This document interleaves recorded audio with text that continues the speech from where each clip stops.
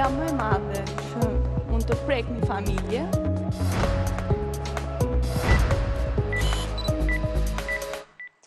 Ju përshëndes nga emisioni Historia ime në televizionin Klan, është takimi yni përjavshëm fakt në orën 12:30, jemi diçka më tesë ora 12:30 këtë të martë, do ta nisim menjëherë me situatën e Covid-19-s në pjesën e parë dhe dytë, pjesën e tretë.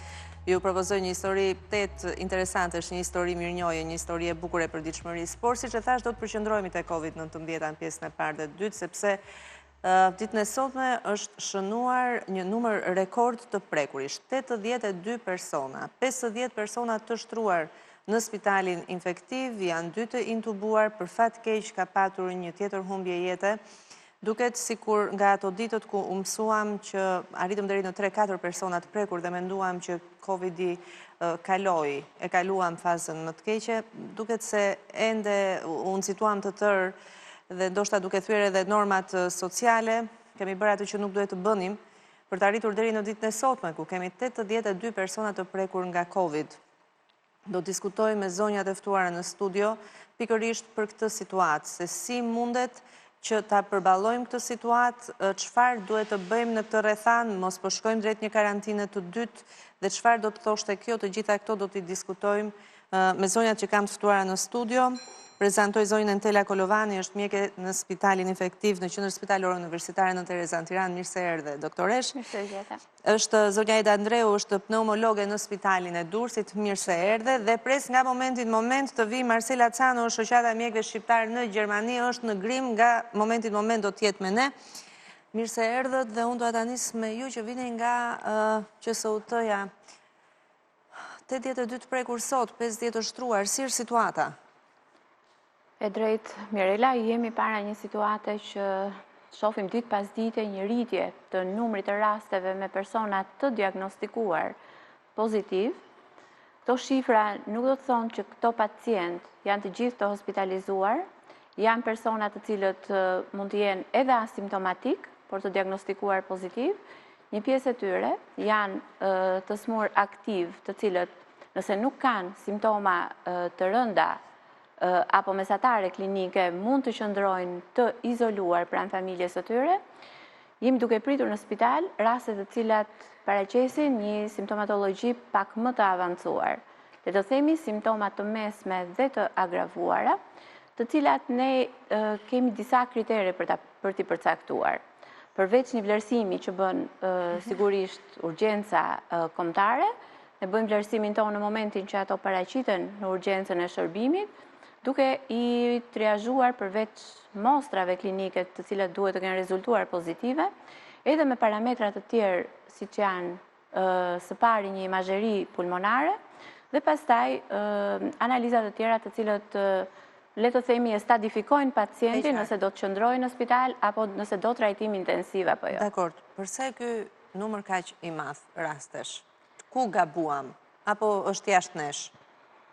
Mendoj që duhet të bëjmë një analizë të thellë në fakt të gjithë situatës, çfarë po ndodh, për të nxjerrë çdo detaj, çfarë ndodhi, ku gabuam, në mënyrë që të jemi në kohë të shmangim disa nga këto gabime të cilat mund të jenë edhe të evitueshme. Personalisht mendoj që në momentin e hapjes, edhe pse ne rekomanduam fuqishëm të hapemi ndryshe, do jetojmë ndryshe tashmë, ka qenë një nga problemet më madhore që mendoj që është e lidhur drejt për drejt me rritjen e numrit të rasteve, mënyra se si ne u hapëm. Harruam në një moment, në momentin më të mirë të pandemisë, ku ne patëm një rënje drastike të numrit të rasteve, ne harruam çfarë kaluam, harruam çfarë kaloi bota, sepse ai ishte shembulli më i mirë, sepse ndoshta ne nuk e përjetuam atë dramë që kaloi bota këtë periudhë. Dhe madje arritëm deri aty sa të guxonim të vinim në pikpyetje, a ekzistoi kjo pandemi apo jo. Realisht, besoj që gabimi kryesor ka qenë pikërisht në momentin kur u hapëm. Harruam të distancohemi, harruam që në momentet kur është i pa evitueshëm grumbullimi, qëndrimi në ambiente të mbyllura dhe nga afër, harruam të mbronin vetveten.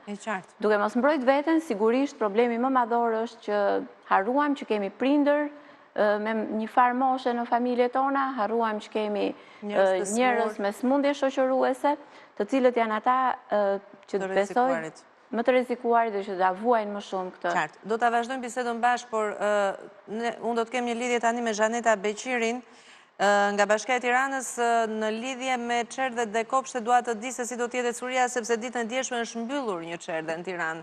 Ka prindër shumë të shqetësuar tani për situatën e çerdheve dhe kopshteve. Zhaneta, të përshëndes. Përshëndetje. Atëherë, si është situata? A ka çerdhe apo kopshte të tjera në Tiranë të ekspozuara ndaj COVID-19-s? Atëherë, Bashkia e Tiranës që në momentin që i ka hapur çerdhet, korrespondon me datën 1 qershor, i ka marrë të gjitha masat për sa i përket paketave higjienike që t'i pajisi kopshtet e çerdhet. Dhe që këto masa zbatohen dhe jemi strikt me zbatimin e masave, janë grupet e monitorimit nga Bashkia e Tiranës, por dhe grupet e inspektorëve të Inspektoriatit Shtetëror Shëndetësor. Për sa i takon rastit të djeshëm, është çerdhja në blok, çerdhja Borbata që është mbyllur me një vendim të ndërmjetëm të Inspektoriatit Shtetëror Shëndetësor. Për shkak sepse në atë çerdhe ka pasur një rast të dyshuar të një edukatorie në grupin e fëmijëve të rritur dhe çerdhja, gjithë stafi është bërë pjesë e hetimit epidemiologjik nga strukturat përkatëse. Menjëherë sa ka dalë ky njoftim, është mbyllur çerdhja, fëmijët janë përcjellë me qetësi më të madhe në shtëpi dhe janë tërhequr nga prindrit e tyre, është bërë ridezinfektimi për të disajtën herë të çerdhes dhe ne vazhdojmë sot shërbimin në çerdhe dhe në kopshte, duke qenë strikt, duke qenë rigoros me të gjitha masat, që këto masa konsistojnë në mënyrë të tillë që higjiena të ketë normativën e duhur, të parandalojmë aq sa të mundim për hapjen, sepse vërtet fëmijët nuk janë transmetues, por këtyre fëmijëve u shërbehet nga një staf që janë edukatorët, stafi mbështetës. Qartë. Ka raste të tjera për ndonjë çerdhe apo kopësht tjetër në Tiranë që ju dyshoni dhe mund të mbyllni, të merrni përsipër të mbyllni një institucion të tillë? Ajo që ne bëjmë, që kemi detyrim, po t'i referohemi pollit të Ministrisë së Shëndetësisë, në mëngjes, në momentin që vjen stafi në çerdhe dhe në kopësht, matet temperatura e stafit. Dhe kjo temperaturë dokumentohet tek filtri, që të gjitha çerdhet e kanë të dokumentuar, të gjitha ditët janë aty, të gjitha dokumenti që ne kemi mbledhur nga dita në ditë. Dhe gjatë ditës matet disa herë, si për fëmijët edhe për stafin. Dhe në momentin që ne do kemi një temperaturë në çerdhe dhe në kopësht më të lartë se 37, që na është thënë që është normalja, menjëherë ne sinjalizojmë operatorin e kujdesit shëndetësor vendor.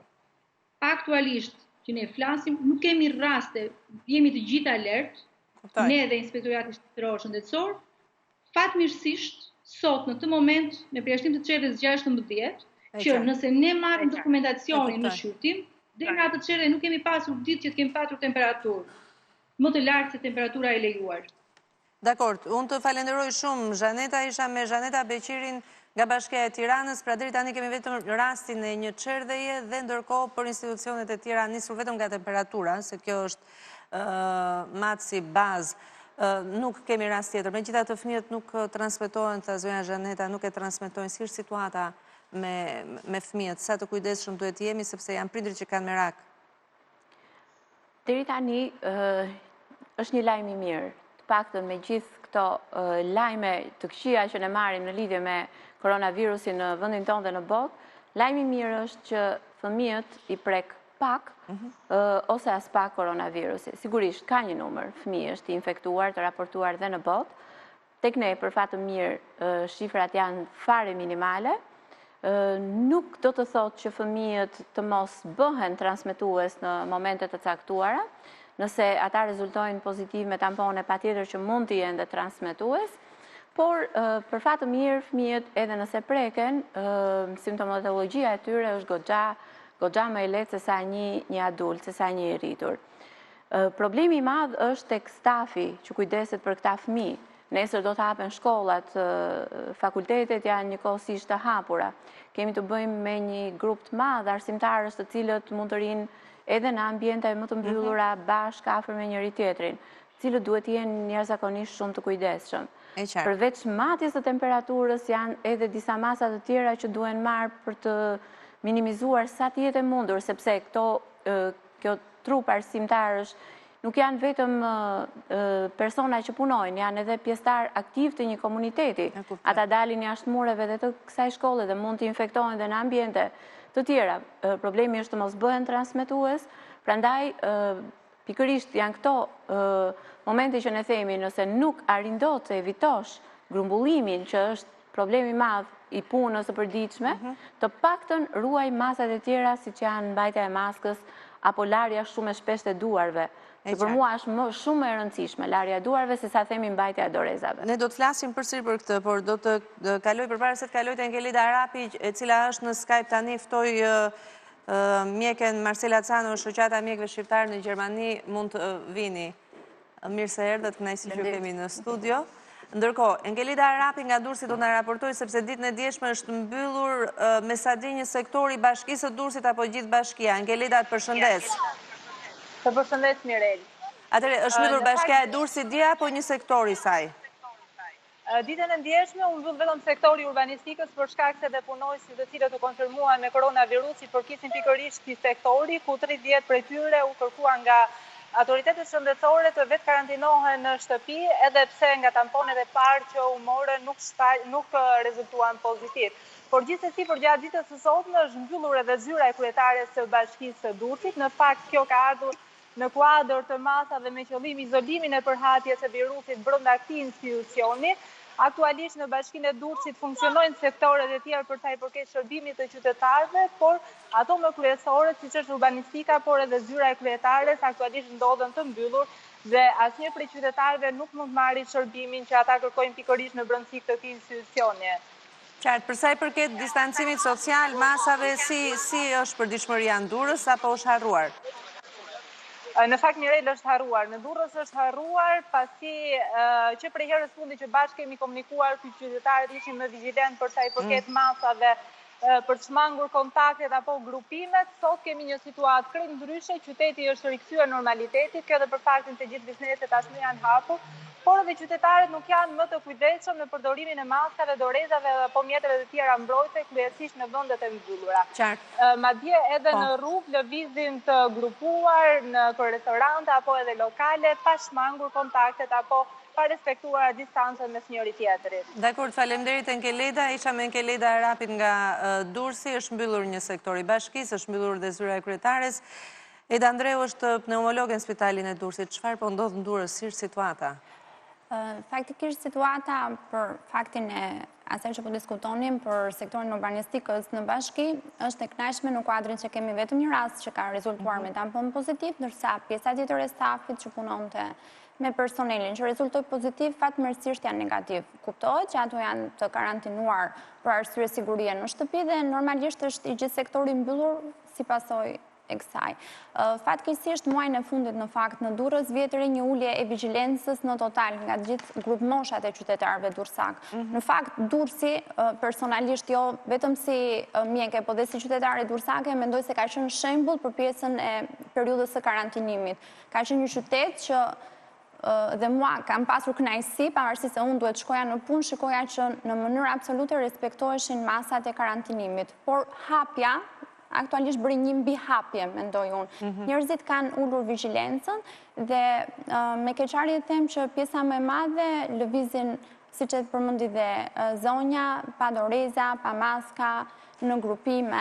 Jo, mendoj, e qartë, të ndalim pak një problem tjetër në Durrës, sepse ndodhi rasti i mjekut që u doli përsëri pozitiv. Ma sqaro pak çfarë? Atëherë ndoshta termi më i saktë mjekësor do ishte ripozitivizim. Sepse duke bazuar gjithmonë virusi COVID-19 është një virus i ri, që ka shumë të panjohura dhe aktualisht pavarësisht gjithë studimeve që bëhen, shumica e gjërave ngelen akoma me pikpyetje. Domethënë nuk është një virus 100% i zbuluar, që ne të kemi informacion të saktë dhe të kemi njohuri të plotë rreth tij. Mendoj se termi më i përshtatshëm, bazuar edhe në studimet e huaja, është ripozitivizim.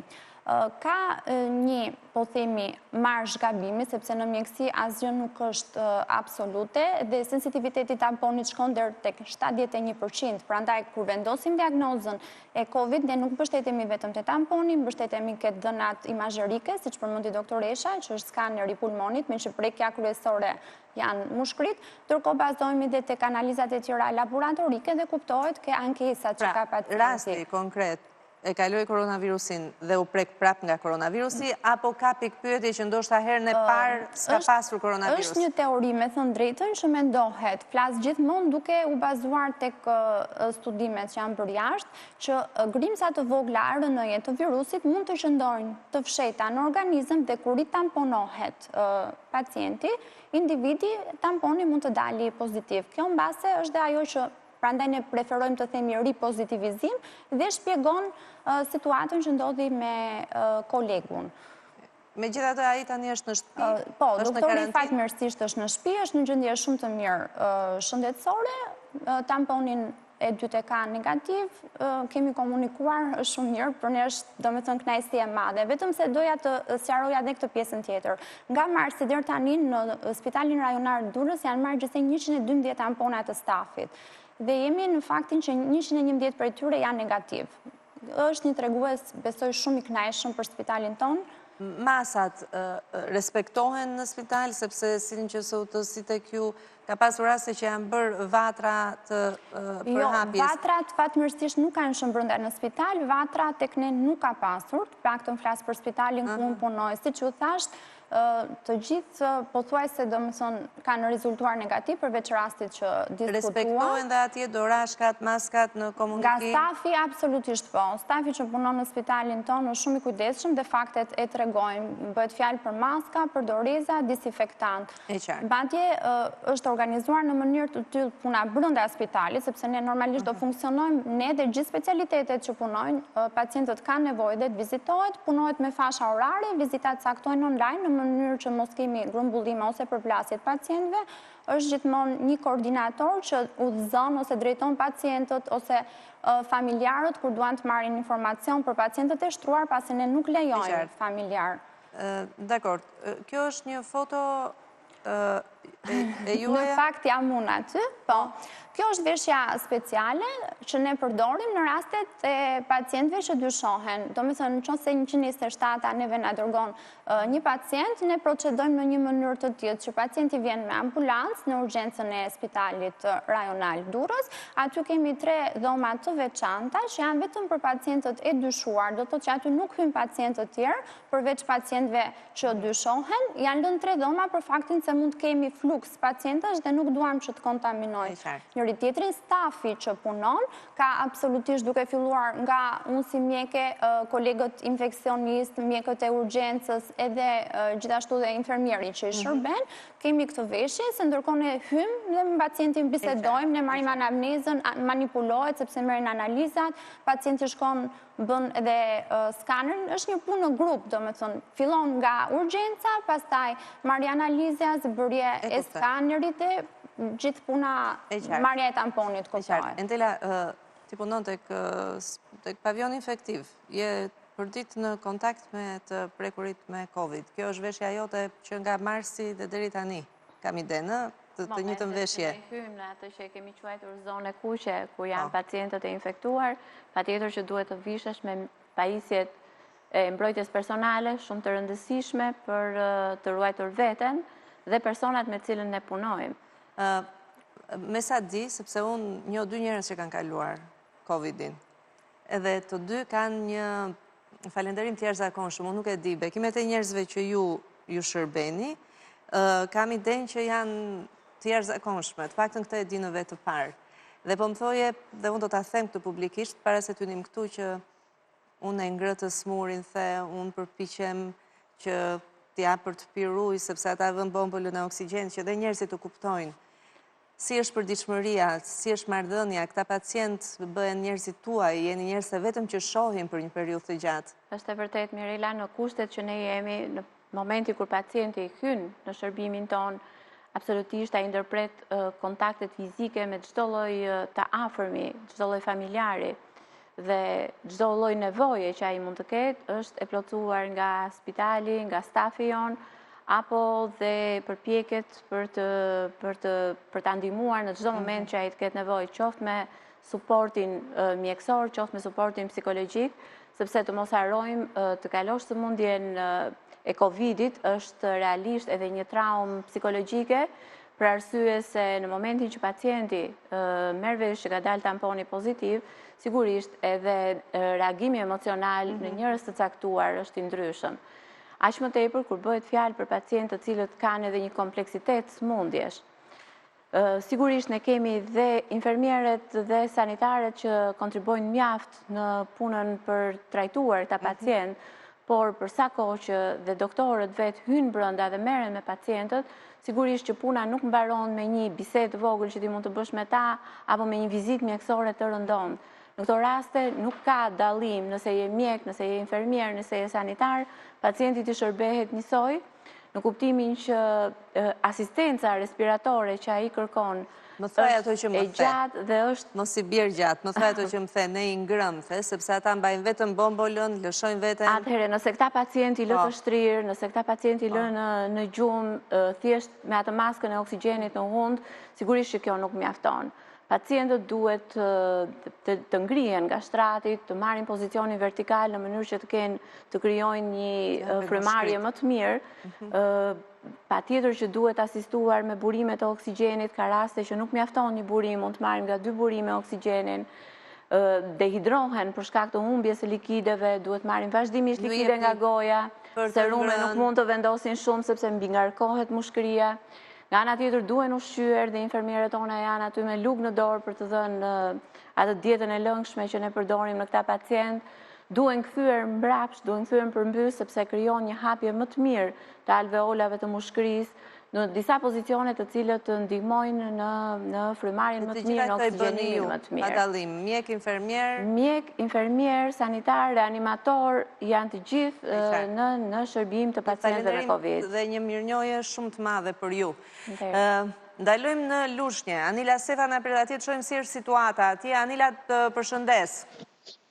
Të përshëndes edhe unë, Mirel. Atëherë, si është situata në Lushnjë, sepse ka një rritje të numrit të prekurve me Covid këto kohë, po Lushnja si paraqitet?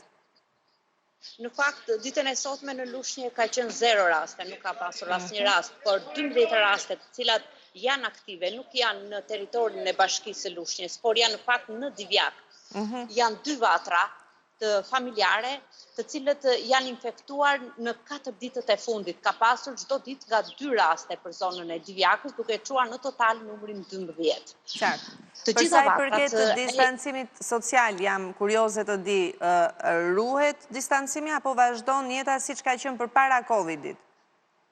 Ka qenë ashtu siç është përpara Covid, Mirel. Ashtu edhe nga pamjet që unë kam sjell, shihet që distancimi social nuk respektohet nga qytetarët, por vazhdojnë të qëndrojnë në grupime të mëdha, madje deri në 10 persona dhe kryesisht në zonat pranë parkut apo dhe në kafene. Dhe në kafene shikon njerëz të cilët qëndrojnë të grupuar, pa maska, pa doreza, gjë që është lançuar gjithë kohët, thuhet që duhet përdoren të paktën maskat dhe dorezat. Dhe është shumë e rrallë të shikosh në Lushnjë qytetarë të cilët i mbajnë.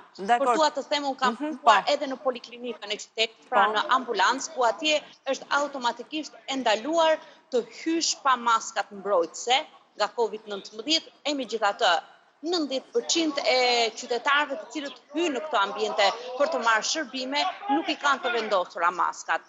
Vetëm përjashtohet personeli mjekësor, të cilët janë të pajisur me këto masa mbrojtëse, por shumica e pacientëve jo vetëm që nuk i kanë të vendosur, por nuk e ruajnë as distancimin fizik. Mirë, faleminderit Anila, isha me Anila Sefën, të paktën në Lushnjë situata duket më e mirë, 0 pacient ditën e sotme, megjithatë, ajo që kuptoj është që kemi një distancim social krejtësisht të munguar, kemi harruar dhe karantinën, i harruam ato 5 javët e mbyllura, edhe jemi kthyer si më parë. Ndoshta kjo është një nga arsyet më madhore që po përhapet kështu, por dëgjuam edhe që ra fuqia virale e virusit, etj, duket se të gjitha këto nuk funksionojnë, duhet të rikthehemi tek masat dhe tek kujdesi.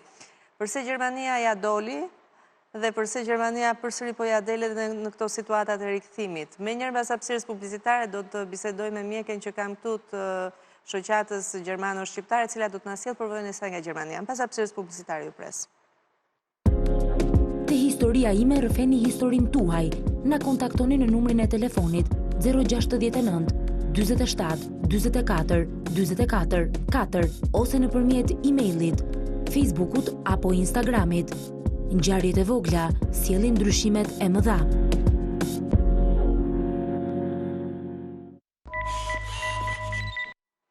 Atëherë kthehemi në studio, unë do doja të diskutoja me Marcela Cano në shoqata mjekëve shqiptarë në Gjermani. Gjermania doli mirë edhe në valën e parë, po nuk e di tani si është me rikthimet. Ka dhe ajo numra të lartë apo vetëm ne jemi? Ne dhe në fakt ne dhe lindja, duhet thënë Maqedonia, vendet e lindjes duket sikur kanë një shtim të rasteve tani. Po vjetre dhe tendenca në Gjermani për atë që thuhet vala e dytë. Ditët e fundit janë shënuar dhe aty rritje të numrit të prekurve, por aty paralelisht rritet edhe numri atyre që quhen të shëruar nga virusi.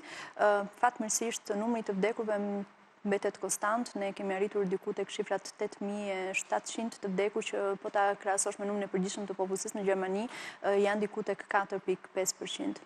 Dakor, ka një ruhen masat atje, do të thënë vetë qytetarët gjerman, janë strikt në respektimin e masave edhe tani mbas kalimit valës parë? Po Mirela, vala e parë që filloi në mezin e marsit, në fakt nuk u shoqëruam atë lockdownin e fuqishëm siç ndodhi në Shqipëri, pra nuk pati një ndalim të daljes apo të braktisjes së shtëpisë. Ne si personel mjekësor, por dhe qytetarët e tjerë u lejuan që të dinin për të kryer nevojat e tyre, për të bërë pazarin apo edhe për të shkuar në punë. Sigurisht që pjesa tjetër argëtuese sociale e jetës u kufizua. Megjithatë, ato masa që u vunë dhe që u respektuan gjatë muajve mars dhe prill janë përsëri në fuqi edhe në ditët e sotme, por sigurisht nëse në mars dhe në prill nuk lejoheshin takimet më shumë se sa nga 2 pjesëtarë të një familje, tani takimet kanë filluar edhe të zgjerohen, pra në disa Bundeslände të Gjermanisë lejohen takime deri në 50 persona, në disa të tjerë lejohen edhe tubime deri në 100 persona, por gjithmonë duke theksuar rëndësinë e respektimit të distancës sociale. Respektohet kjo distanca sociale? Respektohet, megjithatë ka edhe raste për shembull të rinjve, të cilët edhe në kohën e fazës së parë protestuan duke organizuar në mënyrë të fshehur edhe parti apo takime. Tek mosha e vjetër është pak më e vështirë për të mbajtur vërtet distancën sociale, por pjesa më e madhe të moshuarve në Gjermani jetojnë nëpër azilet e pleqve. Aty janë pastaj punonësit social që mundohet të respektojnë apo të krijojnë ambientet e tyre në mënyrë të tillë që ata në mënyrë të pavëdijshme të evitojnë kontaktet e tyre të drejtë për drejta. Edhe në jetën tonë të përditshme, nëse ne hymë në një dyqan pavarësisht për masës që ka ai, duhet të vendosim maskën, edhe tek një butik i vogël përcaktohet numri maksimal i njerëzve që lejohen të jenë njëkohësisht brenda dyqanit, ka tabela sensibilizuese në hyrje. Dhe gjitha të funksionojnë. Megjithatë funksionojnë dhe edhe në qoftë se ka një lloj rezistence nga popullsia gjermane, ekzistojnë institucione të cilët vinë dhe bëjnë kontrolle, pra institucionet ose ajo që mund të korespondonte në Shqipëri me shëndetin publik, ata kanë inspektorët e tyre në terren të cilët shkojnë dhe kontrollojnë nëse masat respektohen, qoftë nga ana e atyre që ofrojnë shërbimin, por edhe nga ana e qytetarëve. Ne kemi shumë të vështirë, themi të vërtetën, kanë filluar kafet nëpër kafene jepen me filxhanët e qeramikës, pra ikën ato filxhanët një përdorim është letrës, kanë filluar në për restorante, nuk kam distancimin që duhet ishte tavolina në këtë distancë, ashtu si që filluan fakt kur pra duket se jemi kthyer në situatën para Covidit dhe mendoj që ky është shkaku më i madh i shtimit të numrit të rasteve. Ndaloj në Elbasan sepse do të bëj një tur me aq korrespondenca kemi për të parë se si është situata ditën e sotme. Fatos Alliu na pret atje, po Fatos. Përshëndetje Mirela. Atëherë si është situata e të prekurve me Covid dhe si është situata në Elbasan përgjithësi për sa i përket koronavirusit? Pas disa javë qetësie, më themi, edhe në Elbasan janë rikthyer raste pozitive. Gjatë 24 orëve të fundit janë identifikuar, themi, 2 raste pozitive, duke çuar në 26 numrin total të rasteve të prekurve me COVID-19 në Elbasan. Por ajo që konstatohet është fakti se veç Elbasanit, geografia e shtrirjes ose infektimit tashmë është shtrirë në disa qytete të tjera të qarkut të Elbasanit. Kështu kemi dy vatra aktive, një në Belësh dhe një tjetër në Librasht. Ndërkohë që mund të themi që gjatë kësaj periudhe qytetarët, gjithë problemi duket se qëndron tek shkujdesja e qytetarëve, pasi ata janë rikthyer periudhës para karantinit, nuk respektojnë themi ato masat e mbrojtjes individuale, duke vendosur maska apo duke vendosur doreza, por mbi të gjitha duke mos respektuar atë që njihet si distancimi social. Ndërkohë që disa institucione vazhdojnë faktikisht ta ndjekin me rregullsi dhe me korrektësi protokollin e vendosur ose rregullat e vendosura, kështu në Universitetin e Elbasanit këto masa respektohen me korrektësi në disa institucione të tjera, në banka, por jo në të gjithë institucionet.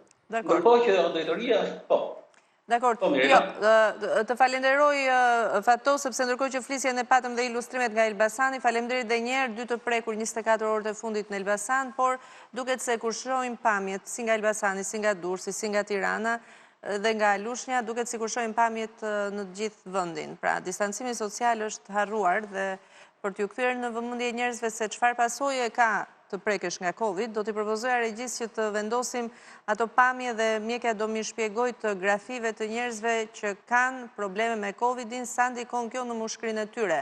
Ju lutem vendosni pamjet, ma shpjego pak doktoresha. Janë pamje të skanerit të mushkërive të pacientëve që janë diagnostikuar me Covid, siç mund ta shikoni, janë disa zona që mund shikohen të bardha. Ato në fakt ne I themi të kundërt janë erësime që janë si ground glass në anglisht ose shqip si xham I zmeriluar. Ka një tendencë periferike, domethënë tek pjesa anash e mushkërive dhe në rastin në fjalë janë të gjeneralizuara, do të thotë nga apexi maja e mushkërive deri në pjesën e bazave. Ky është një rast që në fakt ne mbas daljes së tamponit pozitiv e kemi dërguar në spitalin në QSUT dhe atje është ndjekur dhe për faktin që kishte edhe kompromentim të gjendjes me insuficiencë respiratore, pra me ulje të oksigjenimit në gjak dhe gjendje klinike jo të mirë. Rasti aktualisht është gëzon shëndet të plot, do me thonë është shumë mirë, është I shëruar dhe do të thotë që puna në staf, pra ajo që sapo që ju thash në fillim, bashkë me kolegët e spitalit Covid në Tiranë, tregon që këto raste nëse punojmë së bashku nëse diagnostikohen në kohë, kanë dhe shanse të mira mbijetese. Mirë po nga ana tjetër duhet jemi shumë alert, sepse ju e shikoni që është të dyja mushkërit në rastin në fjalë kanë prekje goxha të shprehura. Gati 80% e të dy mushkërive janë të prekura. Do të thotë që kjo është një këmban alarmi për të zgjuar pak njerëzit ose për t'i bërë ata më alert. Të tërë të ndërgjegjshëm, duke nisur që nga veta e parë të kemi kujdes. Të bëjmë dhe të përgjegjshëm, mendoj unë, dhe të ndërgjegjshëm për situatën. Janë dy gjëra. Është një moment që duhet të ndalemi dhe ne duhet të mos kemi frikë, nuk po bëjmë alert, nuk duhet të vendosim situata jo të mira njerëzit, por kjo është realiteti. Duhet të kuptojmë. Para disa ditësh rastisht kam lexuar një shprehje të Marie Curie-s, thoshte në jetë nuk duhet kemi frikë, por duhet të kuptojmë. Dhe në moment që ne fillojmë kuptojmë, atëherë dhe frika paksohet. Kjo nuk është as pak për të frikësuar, është për të kuptuar që ky virus ekziston vërtet, është diçka që është e prekshme, siç e that, pasoja, prandaj duhet jemi, siç e thash, të ndërgjegjshëm dhe të përgjegjshëm të marrim masat që nuk mendoj se janë kaq të vështira. Të mbash maskë, larja e duarve, disinfektimi, distancimi, po themi fizik, ndoshta është termi më I përshtatshëm, se ne nuk po kërkojmë distancim social ekstrem. Do thotë që njerëzit për atë që thatë mos kenë grumbullime në kafene të shërben me gota plastike, të ruhet distanca në bare, restorante, në dyqane, në për supermarkete, sepse realisht kohët e fundit këto gjëra nuk po bëhen. Jo, absolutisht. Prandaj dhe ne këtë kërkojmë si staf mjekësor që të jemi më vigjilent dhe të ruajmë veten në njëkohësisht edhe të tjerët. Mirela në fakt të ndërpres për të suportuar doktoreshën në lidhje me pamjet që ka sjell, tashmë këto pamje janë bërë të përditshme në punën tonë. Realisht të bësh një imazheri të pacienti të ndihmon mjaft për të parë stadin e prekjes pulmonare në cilën ai ndodhet. Realisht, në bashkëpunim me imazheristë tanë kemi bërë një stadifikim të prekjes së mushkërisë në varësi të përqindjes së prekjes në të dyja fushat pulmonare. Realisht, ky duket një stad i avancuar në fakt i prekjes pulmonare, por do të thoja që Covid nuk prek vetëm mushkërinë. Është një smundje më sistemike. Sistemike do të thotë që prek më shumë organe se sa mushkëria. Të krijohet ideja që vetëm pneumonia është ajo që mundet të çojë në detres respirator, pra në rëndim të situatës së frymshkëmbimit deri në vdekje të pacientit, por realisht studimet tregojnë që prekjet janë më të mëdha. Mund të vdesi nga një sepsis, nga një situatë septike, mund të vdesi nga një shok septik, mund të vdesi nga prekjet e zëmrës, mund të vdes nga prekjet të trurit, dhe sidomos nga prekjet të vazave, nga ai që ne i quajmë mikrokoagulim. Dhe një nga fokusimet tona më të mëdha ka qenë edhe matja e, le të themi, indekseve të koagulimit të gjakut dhe trajtimi i pacientëve me antikoagulant për të shmangur fenomene tromboemolitike të cilat mund t'i marrin jetën e pacientit. Pra, janë shumë më komplekse dhe normalisht graviteti shumë i lartë. Nuk është kaq i thjeshtë sa e marrim. Nëse kam fjerin me Laureta Roshin që ta mbyllim këtë pjesë të emisionit me të, Laureta, të përshëndes. Atëre, si paraqitet situata gjatë 24 orëve të fundit në fiera? Ka të prekur nga Covid dhe si është distancimi social? Respektohet apo jo? Në fakt, në fiera është situata sjell shqetësim në këto 24 orët më të fundit, pasi kemi 200 të personave që rezultojnë të prekur nga Covidi. Pra Shqipra nga 3 në qytetin e Fierit kalon në 6 persona zyrtarisht sot. Nëse do të flasim për qarkun, shkon në 20, 12 në Lushnjë dhe 2 në Mallakastër. Në fakt, shifrat nuk janë asgjë përpara shqetësimit të popullatës, pasi diskutimet edhe komentet tashmë shprehin shqetësim jo vetëm për prekjen apo jo nga Covidi, por edhe për jetën sociale. Unë sot kam pyetur mbi personat që javë më parë u ekzaminuan dhe u kuruan. Është e patyueshme, Laureta, është e patyueshme, ndjes Laureta, na duhet ta ndërpresim, hyn në eran mikrofone, ndërpresim Lauretën. Faleminderit shumë, ne morëm informacione dur, është shtuar numri dhe në fier, dhe për ta mbyllur këtë pjesë. Një thirrje të gjithë dhe një mesazh të gjithë qytetarëve që na ndjekin. Nuk është vendi për panik, por është vendi për kujdes, apo jo, dhe do të doja nga të treja zonja, nga një mesazh për gjithë qytetarët.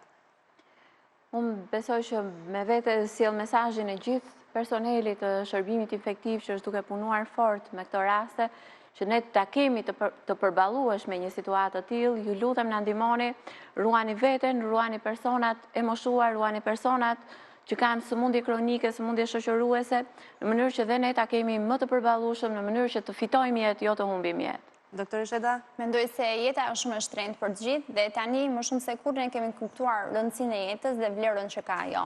Nuk duhet për asnjë moment për një pasiguri ose për një pakujdesje të vogël na kushtoj shumë, jo vetëm ne sistem mjekësor, por të gjithëve. Besoj që gjërat që kanë vlerë duhet të jenë ato që tani t'i japim edhe më shumë vlerë. Marcela? Unë pata fatin që djetë jem ndër të parët që arritën të fluturojnë nga Shqipëria, nga Gjermania në Shqipëri. Ishte një emocion shumë i madh, sepse kisha lënë në Shqipërinë dhe Tiranën në kohë paqe dhe këtu mbizotëronte një kohë lufte, që nuk dihet në fakt nëse vjen vërdall për kafenetet dhe rrugët e Tiranës, por e kuptoj që nga ora në orë shqetësimi rritet duke u referuar dhe rritjes së numrit të prekurve. Në radhë të parë dua të shpreh një falënderim shumë të madh për të gjithë stafin mjekësor në Shqipëri që ka përballuar me kaq profesionalizëm këtë situatë. Ne vërtet punojmë në Gjermani dhe kujdesemi për pacientët gjerman, por mendja dhe zemra jonë është tek familjarët tanë në Shqipëri, kështu që për këtë arsye dua t'ju shpreh ju të dyjave një falënderim shumë të madh, por ky falënderim shkon dhe për kolegët tuaj. Dhe ajo që unë dua të theksoj është ajo që tha dhe doktoresha, që ky virus ekziston, sepse edhe dje me ata njerëz që pata kontakt vihet në dyshim nëse gjitha është një publicitet apo një makiavizëm, dikush do që ne të na vendos në një gjendje paniku, por duke parë pacient që vërtet vuajnë në kjo sëmundje, pamje të tilla radiografike, virusi ekziston, kështu që përsa kohë që nuk kemi gjetur ne një masë mbrojtëse efikase, si për shembull vaksina, përsa kohë që edhe terapitë akoma nuk janë protokolluar, është e rëndësishme që ne të bëjmë kujdes për veten tonë, për njerëzit tanë që kemi afër në familje, dhe gjithashtu do ishte mirë që në qoftë se është e vështirë që propaganda gojore të ndërgjegjësojë njerëzit që janë duke ju afruar një valë të dytë, atëherë shteti të ndryj pak më fuqishëm për të krijuar disa instrumenta që ta kontrollojë pak edhe jetën. Megjithatë kjo duhet parë sepse ne jemi në prag të sezonit turistik. Jemi në prag të pushimeve, vim nga një periudhë shumë e lodhur e karantinës dhe kjo duhet parë në dinamik. Jemi ende në kohë, mendoj të paktën për të bërë gjërat që ne kemi në dorë. Çfarë është jashtë nesh, nuk kemi kontroll dhe nuk kemi çfarë bëjmë jo ne, po bota e tërë. Ndaj e vetmja gjë që mund të themi është kujdes dhe vetëm kujdes, duke nisur që nga veta e parë dhe të gjithë të tjerët. Faleminderit zonja që ishit me ne, e vlerësoj shumë punën tuaj, faleminderit. Mbas hapësirës publicitare ju pres në studio me një histori vërtet shumë të bukur. Ju pres. Te historia ime rrëfeni historinë tuaj. Na kontaktoni në numrin e telefonit 069 47 44 44 4 ose nëpërmjet emailit, Facebookut apo Instagramit. Ngjarjet e vogla sjellin ndryshimet e mëdha.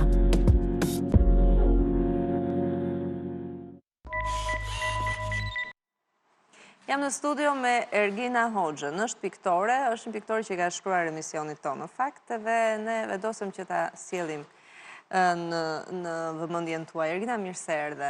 Përshëndetje, mirë se u gjeta, urime për emisionin. Faleminderit. Dhe në fakt, ti je një piktore dhe deri këtu duket sikur është një histori e zakonshme, por e pazakonshme e kësaj historie është që ti jeton jo në Tiranë, por familja jote është nga një fshat afër Tiranës, apo jo? Si quhet? Fshati quhet Zaldajt. Është diku nga Dajti apo? Është 20 minuta larg Tiranës. 20 minuta larg Tiranës. Ti ke pasur pasion pikturën që e vogël. Po. Natyrisht që nuk besoj se ka pasur ndonjë rreth piktura apo ndonjë shkollë për të dedikuar për vizatimin atje përveç liceut artistik. Në fakt, babai më ka mbështetur shumë me kurse, domethënë private. Dhe ai është oficer policie dhe me që kohën e kishte shumë të kufizuar dhe gjithmonë e gjente kohën për të më mbështetur dhe për të më çuar në kurs. Pra, ti jetoje dhe vazhdoje shkollën në fshatin tënd. Ndërkohë kurset për pikturë i bëje në Tiranë. Në Tiranë, po. Dhe babi të çonte për ditë dhe të merrte për ditë në kurset të pikturës. Që në çfarë moshe filloi kjo që babi të shoqëronte të? Rreth moshës 12 vjeç. Atëherë ti pate pasion për pikturën? Pasioni im për pikturën ka filluar që në fillim, parë se të hyja në klasë të parë, edhe e kam pak të trashëguar nga babai im, sepse dhe ai ka talent për pikturë dhe që atëherë kam filluar ato vizatimet e mia të para. Po, dhe ti hy në lice artistik? Konkurove dhe fitove? Po, konkurova, fitova. Mbarova liceun artistik. Përsëri babi të merrte për ditë në shkollë, si vjen? Më pas fillova të rritesha dhe shkoja vetë çdo ditë. Shkoja vetë çdo ditë. Dhe mbas liceut artistik vjen dhe akademia, apo jo? Po. Ti je në çfarë viti në Universitetin e Arteve? Jam në vitin e dytë të Universitetit të Arteve në Tiranë dhe studioj për dizajn grafik. Merrem aktualisht me pikturën. Dhe në fakt babi të mbështeti shumë për pasionin tënd. Duke i pak e veçantë, besoj që në fshatin tënd ti shkoje për një rreth vizatimi apo për një rreth pikture në Tiranë. Kishte njerëz që thoshin që për çfarë e bëni gjithë këtë gjë, sepse vajza mund vazhdoj diçka tjetër. Jo, absolutisht jo. Nuk kishte mentalitet? Nuk ka mentalitet. Fare. Po shoqe të tjera, po njerëz të tjerë të rrethit tënd që ju pëlqen piktura, apo që vazhdojnë shkollimin në Tiranë pavarësisht se jetojnë atje, ka? Ka edhe njerëz të tjerë, po. Megjithatë, piktura duket se ishte një augur shumë i mirë për ty. Sepse ti njohë njeriun e zëmrës përmes pikturës. Aty kam njohur edhe Benin, domethënë hapa një faqe në Instagram, te Ergina Art, edhe Beni më shkruan, donte një portret për babain e vetë, sepse i ka vdekur, edhe porositi një portret. Më pas u takuam, i dhash portretin dhe kështu njohëm në ato fillimet tona të para. Më pas filluam të dilim çdo ditë, edhe më pas u fejuam. Dakor, këtë pjesën mund ta tregoj edhe Beni, në fakt, se Beni ne kemi të ftuar, kështu që Beni mund të hyjë në studio. Përshëndetje. Mirë se erdhe. E njohë nga piktura këtë vajzë. Tani vajte për të bërë një pikturë, një portret. Dhe çfarë të tërhoqi që the një gjë më ndryshe? Jo, fillim do më thonë, nuk e kisha mendin për, e kisha mendin më shumë për te portreti. Pastaj fillon avash që ta pëlqeja, më dukesh vajzë e sjellshme, vajzë e mirë. Thash, aty. Edhe i dhatë mundësi njëri tjetrit të njiheshit. Mbase u njohët, ratë ndashuri dhe u fejuat, apo jo? Sa vjetë keni të fejuar? Kemi 1 vit e gjys. 1 vit e gjysëm. Jetoni në Tiranë? Po. Po, në Tiranë. Jetoni të dy? Po, sigurisht. Po. Piktura vazhdon të jetë pasioni jotë? Ti vazhdon dhe çfarë mendon se do bësh me pikturën? Se pikturat ka sjellë shumë gjëra të mira në jetë, në fakt, se është vetëm një pasion. Po mendoj që të hap një dyqan pikturash dhe të merr me portrete, Ne mund të shohim ndërkohë pikturat të cilat ilustruat pak më parë, ti shikojmë dhe të na tregojnë këto janë pikturat e tua. Po. Këto janë kompozime apo ti edhe shikon edhe riprodhon? Në fakt këto piktura janë disa peizazhe që kam parë kur ishe me pushime në një ishull të Greqisë. Edhe u frymëzova shumë nga natyra, deti, varkat edhe mendova pse jo, ti edhe në një telajo, gjithë të gjëra të bukura që kishte. Më thuaj që ka qenë ëndra jote që e vogël. Po, sigurisht. Nuk ka që dorë kur nga kjo ëndër, në fakt edhe ja ku jemi sot që përveç se ëndër të gjete njeriu e jetës, babai të mbështeti, ka patur ndonjë moment që ke thënë mbase duhet ta lë pikturën, duhet gjej diçka tjetër? Ose dikush që të thoshte nuk është piktura një profesion që të t'japi gjërat e duhura? Në fakt, unë gjithmonë e kam ëndëruar, po nuk është thjesht të ëndërosh për një ëndër, është dëshira shumë e madhe për ta kthyer ëndrrën në realitet. Dhe unë kurrë nuk jam dalur, domethënë që të filloj më tej dhe të mos e lë kurrë. Sepse arti është gjithçka për mua dhe... E qartë. Familjen tënde, vetëm ti ke pasion për pikturën, sa motra, sa vëllezër jeni njerë? Kam vetëm një motër. Ke një motër? Edhe, si që u thash edhe më parë, babai im ka pas talent për pikturë dhe nga i e kam trashëguar. Ja, ke bërë portretin babit? Po, sigurisht. A ti duhet i bërë shumë portrete, në fakt, sepse ai është mbështetësi i parë. Të gjithëve u kam bërë nga një portret. E kuptoj. Si është jeni të ardhmen të dy? Çfarë profesioni ke? Unë punoj me një kompani private, shpërndarës online. Dakor. Dhe si e mendoni të ardhmen, do mbaroj edhe... Mbaroj Ergina shkollën njerë, pastaj se kemi vendosur akoma. Do rini këtu apo do ikni apo si? Po besoj këtu do rini. Këtu do rini, nuk doni të ikni, ti ke ndërmend, ke dëshirë të lëvizësh, ti kësh jashtë apo? Tani me kismet të Zotit, tani ardhma është e gjatë dhe ne do me thënë mendojmë, shikojmë se si do vijoj jeta. Por ndoshta perspektivën e shini këtu fillimisht, pra në Shqipëri, nuk beson se do të lëvizësh tani shpejt apo ja? Po, sigurisht këtu, se jo. Do të hapësh një sallon pikture, me sa më the që të merresh me piktura, me porosi, mendon që është ka treg për pikturën në Shqipëri? Ka njerëz që e kuptojnë pikturën, mendon? Njerëzit e pëlqejnë pikturën, pëlqejnë format, ngjyrën, do me thënë, këto janë ato karakteristikat që ka piktura. Forma dhe ngjyra. Dhe njerëzit e pëlqejnë shumë dhe e duan. Dhe deri tani, do me thënë, kanë bërë shumë porosi. Ti dhe në punon me porosi? Po. Ti punon me porosi, ke faqen tënde në Instagram, apo? Po. Faqen time në Instagram. Dhe përmes faqes së Instagramit dhe me njerëzit e tjerë që njemi, do me thonë, kam bërë shitje. Ecën piktura në Instagram, jam kurioze ta di. Në fakt, po. Vërtet? Po. Ke porosi? Po, vërtet. Për portrete, apo për fotografi, të cilat... Më shumë njerëzit kërkojnë portrete të njerëzve të tyre të dashur, do me thënë që i kanë humbur. E kuptoj. Edhe më shumë të kjo pjesa. E qartë. Janë të përshëndruar, do me thënë. Motra merret me piktura, po? Motra ka mbaruar shkollën e mesme. Edhe nuk është se ka ndonjë talent për pikturë, po është mirë në lëndët e tjera. E kuptoj.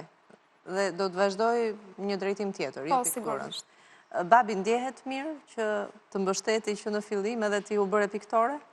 Sigurisht, babi s'është dorëzuar asnjëherë, domethënë që më mbështet gjithmonë, edhe ndihet mirë kur më shikon që arri gjërat e mia, kam arrit, domethënë ato ëndër që vërtet të dëshiroja dhe ka shumë njerëz që ëndërrojnë, por jo të gjithë arrin ta bëjnë realitet ëndrrën e tyre. Ti ke pasur pak fat, sepse doje pikturën dhe babi të sillte në rrethin e pikturës derisa ti fitove liceun. Po, sigurisht po.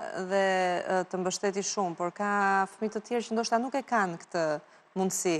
Çfarë mesazhi do t'u japësh njerëzve që ëndërrojnë, por që kanë vështirësi në rrugën e tyre? Një mesazh për të gjithë të rinjt është që nëse kanë një ëndër, nuk duhet thjesht të ëndërrojnë, po duhet të mundohen ta sjellin ato në realitet.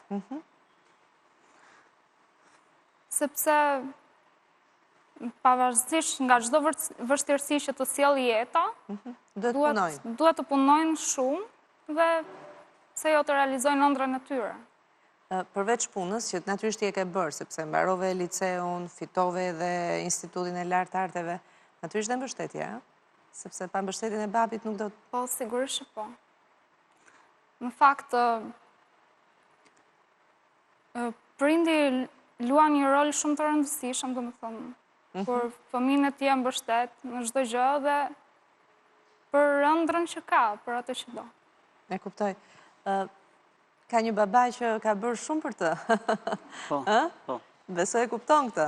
Po, siç ka bërë babai Erginës, ashtu do mundohem të bëj dhe unë për ta që të arrijë sa më shumë të jetë mundur. Do ta mbështesësh edhe ti pikturë? Sigurisht që po. Ti që nga një vajzë me fat. Faleminderit. Që nga një vajzë me fat dhe mua më vjen mirë që ta mbyll këtë emision me njerëz kaq të mbarë dhe me fat, të cilët ëndërrojnë ëndrat ju bën realitet, kanë jo vetëm prindër që i mbështesin, që janë edhe një partner që vazhdon të mbështes, dhe kjo është gjithçka që munduash nga jeta, apo jo? Po.